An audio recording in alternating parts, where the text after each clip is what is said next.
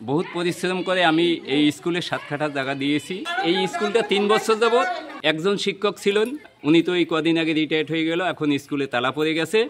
এখন এই গার্জিয়ানরা দেখেন আমাদের কাছে অভিযোগ করছে, এখান থেকে অনেকটা দূরত্ব স্কুল, অত্র এলাকার মধ্যে এখানে মিনিমাম 1000 ফ্যামিলি আছে। এখন এইভাবে যদি তালা বন্ধ হয়ে যায়, এই গার্জিয়ানরা এই এখন 3 মাস 4 মাস হয়ে গেল এই বছরে, তাইলে এই গার্জিয়ানরা এখন এই বাচ্চাদেরকে নিয়ে কোথায় যাবে? আমরা বার্তা দিতে চাই যে এই স্কুলটা পুনরায় আবার চালু হোক, আমাদের ছেলেমেয়েরা আবার পড়ুক এখানেই। আর বিশেষ করে প্রত্যেককে টিসি দিচ্ছিল, আমি অন্তত টিসি নিই নেই। আমি চাইছি যে আমার মেয়েকে এখান থেকেই ফোরপাস করিয়ে তারপর অন্য স্কুলে নেব।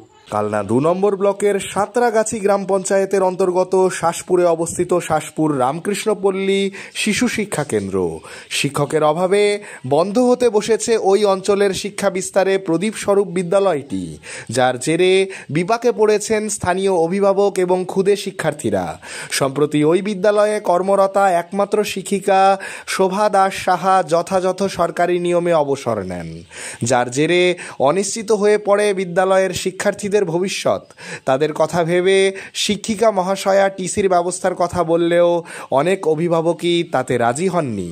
তাদের বক্তব্য, অন্য স্কুলে যাওয়ার জন্য প্রায় 1 থেকে 2 কিলোমিটার পথ অতিক্রম করতে হবে, যা তাদের আর্থিক অবস্থা এবং শিক্ষার্থীদের নিরাপত্তার বিবেচনায় সঙ্গতিপূর্ণ নয়। এদের জন্য তো বাইরের স্কুল অনেকটা দূর। হ্যাঁ, অনেকটা দূর। আর যাইতে হলে হাই রোডে 1 কিলোমিটার, শাহাপুর যাইতে হলে এই বাসতলা 1 কিলোমিটার 2 কিলোমিটার। আমরা গরিব মানুষ, কাজ করি খাই, ঘরের সামনে স্কুল থাকতে এখন আমরা যদি অত দূরে যাই, বাচ্চা কাচ্চা দিতে যাব না, কাজ করবো না খাবো, এইটা বলেন আমাদের কত অসুবিধা এই স্কুলটা বন্ধ হওয়ার জন্য। এখন এর জন্য আমরা চাই যে এই স্কুলটা চালু হোক। এখান থেকে অনেকটা দূরত্ব স্কুল, অত্র এলাকার মধ্যে এখানে মিনিমাম 1000 ফ্যামিলি আছে। এখন এইভাবে যদি তালা বন্ধ হয়ে যায়, এই গার্জিয়ানরা এই এখন 3 মাস 4 মাস হয়ে গেল এই বছরে, তাইলে এই গার্জিয়ানরা এখন এই বাচ্চাদেরকে নিয়ে কোথায় যাবে? আমরা চাই আপনারা যেভাবেই হোক আমাদের অভিযোগ শুনে যেখানে যা ব্যবস্থা করতে হয় নূতন করে অন্তত 2 জন শিক্ষক নিয়োগ করা হোক, তাইলে এই বাচ্চাদের একটা ভবিষ্যৎ পড়াশোনা করতে পারবে।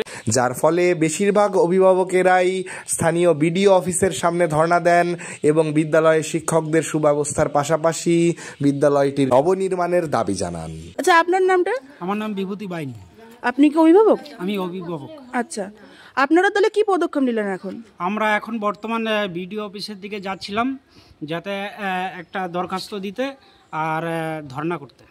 বিডিও অফিসে আপনারা ধর্ণা করতে যান? মানে অভিযোগ জানাতে। আচ্ছা, যাতে চালু হয় এর জন্য আমরা। আচ্ছা, এই অভিযোগ উঠেছে অনেক দিন ধরেই বিদ্যালয়ে শিক্ষকের সংখ্যা কম হওয়ায় ওপরের প্রশাসনিক স্তরে অভিযোগ জানিয়েও কোনো লাভ হয়নি। এখানে যে শিক্ষকের হার এত কম, আপনারা এখানে যে পঞ্চায়েত তাকে জানান কখনো, বা স্কুলে সেই টিচারকে জানান যে এখানে আরো টিচার? হ্যাঁ, জানানো হয়েছে। এই শোভা দিদিমণি উনি হেডমাস্টার শিক্ষক ছিলেন, ওনাকে বহুতবার জানানো হয়েছে। তো তিনি কি পদক্ষেপ নিয়েছিল বা প্রশাসন কি পদক্ষেপ নিয়েছিল তার প্রতি? উনি বিডিও অফিসে 2-3 বার গিয়েছিলেন, তাতে কোনো এখনো শুরু হয়নি। আমাদের তরফ থেকে অনেক চেষ্টা করেছি, যেমন এখানকার যে চার্জে আছে নোডাল অফিসার, তাকে 2-3 বার জানানো হয়েছে। তার একই বক্তব্য যে আমরা শিক্ষক যদি সরকার নিয়োগ না করে আমরা কোথার থেকে পাবো। আমরা বলে কোথার থেকে পাবো সেটা তো জানি না। আমাদের এখানে এতগুলো মানে ছাত্র রয়েছে, যেহেতু আমরা শুনেছি ওই কি বলে খেলার মাঠের স্কুলটা বন্ধ হয়ে যাচ্ছে, ওখানে 4 জন ছাত্র আছে। আমরা বললাম তাহলে ওই শিক্ষকটাকে এখানে দেওয়া হোক। তখন নোডাল অফিসার বলছে যদি ওই শিক্ষকের দিই থাকে, বর্তমানে অনেক দিন ধরে শরীর হয়েছে। আমরা বললাম ঠিক আছে, যদি 10 দিন উনি ডিউটি দেয় তাহলে 20 দিন এই দিদিমণি মানে মেকআপ করে দেবে। বলছে না, সেইটা হবে না, সেটা পূর্ণলক্ষীতলা না কোথায় জানিয়ে দেবে বলে। এইভাবে আমরা অনেক দিন ধরে করেছি, তা বলছে আমাদের কিছু করার নেই। এদিকে বিদ্যালয় বন্ধ হবার উপক্রম হতেই আশেপাশের বেশ কিছু বিদ্যালয়ের শিক্ষকেরা এসে ছাত্রছাত্রীদেরকে তাদের বিদ্যালয়ে ভর্তি করানোর জন্য চেষ্টা করেন। আপনার বক্তব্য অনুযায়ী এখানে অন্যান্য স্কুল থেকে স্যার এসছেন, তিনি এসে কি দাবি করছেন? তিনি এসছেন এখানকার ছাত্রগুলো নিয়ে যেতে। আমার যত সম্ভাবনা এই উপর থেকে নাকি ফোন করে বলে দিয়েছে যে ওখানে যত ছাত্র আছে তাদেরকে নিয়ে চলে আসো, কিন্তু আমি কোনো মতেই মানে হ্যাঁ বলিনি। আমরা বলেছি যে আমরা এই স্কুলেই পড়ব।